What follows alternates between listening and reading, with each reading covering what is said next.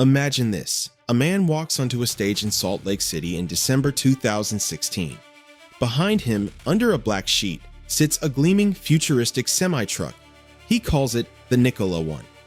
He tells the world it runs on hydrogen. He tells the world it produces zero emissions, has 1,000 horsepower, and will revolutionize the trucking industry. The crowd cheers. Investors swoon. Cameras flash. There's just one tiny problem. The truck behind him doesn't actually work. It has no motor, no fuel cell, no drivetrain that functions. It's a shell, a movie prop, a lie wrapped in chrome. And yet, when within 4 years, that lie will be worth $30 billion. This is the story of Nikola Corporation, the company that briefly became more valuable than Ford, the company whose founder rolled a fake truck down a hill and called it innovation, the company whose stock went from $2,800 a share to 7 cents, and the man who pulled it off, and somehow walked free. But this isn't a story about technology. It's a story about manipulation, about hype, about how a man with no working product became worth more than Ford by mastering the dark business of belief. The Silicon Valley playbook of fake it till you make it, Tesla envy, and investor psychology weaponized for billions. This is the hidden reality of power, how lies get sold, why people line up to buy them, and what happens when the music finally stops. To understand how Nikola happened, you have to understand Trevor Milton. Trevor Robert Milton was born in 1982 in Layton, Utah, the son of a Union Pacific Railroad manager and a real estate agent. He grew up Mormon, did his missionary service in Brazil, came back, enrolled briefly at Utah Valley University, and dropped out after 1 semester. But Trevor had something most college dropouts don't have. He had a story, and more importantly, he knew how to sell it. By his early 30s, after a string of small businesses and a CNG truck conversion company, Trevor Milton had a vision, or at least he claimed he did. He wanted to build the world's first hydrogen-powered semi-truck. Zero emissions, 1,000-mile range, refuels in 15 minutes. A Tesla, but for the trucking industry. He named his company after Nikola Tesla. Yes, the same scientist Elon Musk had already half-claimed. The branding was deliberate. If Musk could turn batteries into a religion, Milton would do the same with hydrogen. In 2014, with a $2 million investment from Worthington Industries, Nikola Motor Company was born, and then came that 2016 unveiling, the Nikola One, a massive, glistening hydrogen-electric semi-truck. Trevor stood on stage and told the audience the truck fully functions and works, which is really incredible. He let journalists climb inside. He let dignitaries take photos with it. He announced 7,000 pre-orders worth $2.3 billion. The orders flooded in. Anheuser-Busch ordered up to 800 trucks. Investors lined up. The press treated him like the next Elon Musk. There was just one detail no one was checking. The truck didn't work. Not a little, not partially, at all. It had no functional motor, no hydrogen fuel cell, no working power steering, no drivable propulsion system. It was, as one former engineer would later put it, a pusher, a stationary prop dressed up to look like the future. But Trevor wasn't done. He had a problem to solve. The world had seen the truck standing still. People were starting to ask, can it actually drive? So Nikola made a video. In January 2018, Nikola released a slick cinematic promotional video titled Nikola One in Motion. It showed the massive semi-truck cruising down a desert highway at high speed. Sun glinting off the chrome. Dramatic music swelling. The caption described it as the 1,000 horsepower zero-emission Nikola One semi-truck. When fans on Facebook asked if it could climb a steep grade, Nikola's official corporate account replied, over 1,000 horsepower, over 2,000 foot-pounds of torque, can handle a 7% grade, no problem. The video went viral. It was the proof everyone was waiting for. The truck was real, the technology worked, the future was here, except it wasn't. In September 2020, a short-selling firm called Hindenburg Research released a now legendary report titled Nikola: How to Parlay an Ocean of Lies into a Partnership with the Largest Auto OEM in America. What Hindenburg uncovered was almost too absurd to believe. Nikola had not driven that truck down the road. Nikola had towed that truck to the top of a hill on a remote stretch of the Mormon Trail in Grantsville, Utah. They picked the spot specifically because it had a 2-mile straight road with a consistent 3% downhill grade. They positioned the camera at an angle that made the slope look flat. They put the truck in neutral, and they let gravity do the rest. The 1,000 horsepower revolutionary hydrogen semi-truck was rolling down a hill. That is the moment. That single image, a fake truck rolling down a hill while millions believed they were watching the future, is the dark business of the 21st century distilled into one shot. It wasn't engineering, it was theater. And theater in Silicon Valley is worth billions. Hindenburg even sent investigators to the exact location. They drove an SUV down the same hill in neutral. It hit 56 miles per hour. Twitter users started doing the same with Toyota Tacomas and Tesla Model 3s, mocking the Nikola powertrain. But the rolling truck was just the beginning. Hindenburg's report listed dozens of false statements. The Badger pickup truck Milton had announced, built using donor parts from Ford F-150S with no airbags. The revolutionary battery technology Nikola was acquiring, the deal collapsed because the technology didn't exist, and the seller's president had been indicted for using NASA expense accounts to hire prostitutes. And the hydrogen? Milton had publicly claimed Nikola could produce hydrogen at $2 per kilogram. The truth? Nikola had never produced a single kilogram of hydrogen, and they were buying it externally for $16 a kilogram, 8 times the cost they advertised. But here's the part that's almost unbelievable. Just 2 days before Hindenburg's report dropped, General Motors had announced a massive partnership with Nikola. GM agreed to take an 11% stake worth $2 billion and to engineer and manufacture the Badger pickup. When GM's CEO was asked at a press conference what proprietary technology GM was getting from Nikola in exchange, she couldn't name a single thing. The partnership was, as Hindenburg put it, branding theater. GM wanted to slap its name on the next Elon Musk. Instead, it nearly slapped its name on the next Theranos. Now, let me show you what's possibly the most insane stock chart in modern history. Nikola went public on June 4, 2020, through a SPAC merger with Vecto IQ. That kind of merger let them skip the normal scrutiny of a traditional IPO. 5 days later, on June 9, 2020, the stock hit its all-time high, split adjusted somewhere around $2,800 per share. The market cap briefly touched $30 billion, surpassing Ford Motor Company. A company that had never produced a single working truck was, on paper, worth more than the company that built the Mustang, the F-150, and the Model T. Then Hindenburg dropped the report. The stock crashed nearly 90% in days, and it kept falling.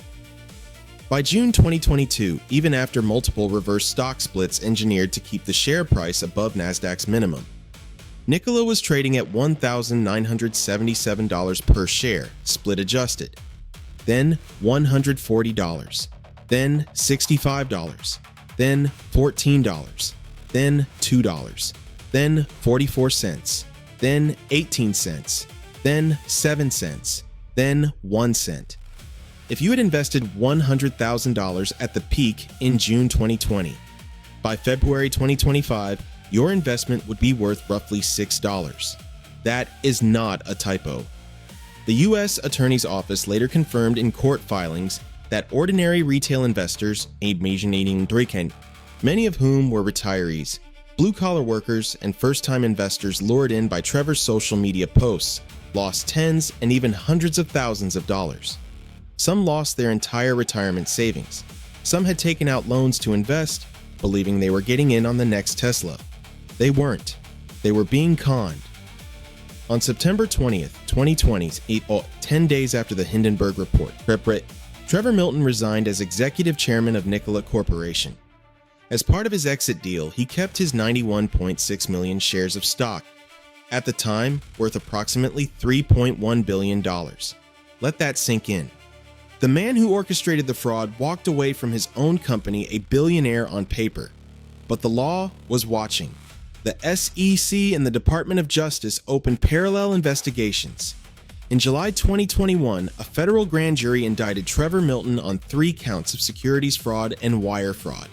In December 2021, Nikola itself, the company, agreed to pay a $125 million settlement with the SEC for violating anti-fraud and disclosure laws. In October 2022, after a high-profile trial in Manhattan, Trevor Milton was found guilty on 1 count of securities fraud and 2 counts of wire fraud.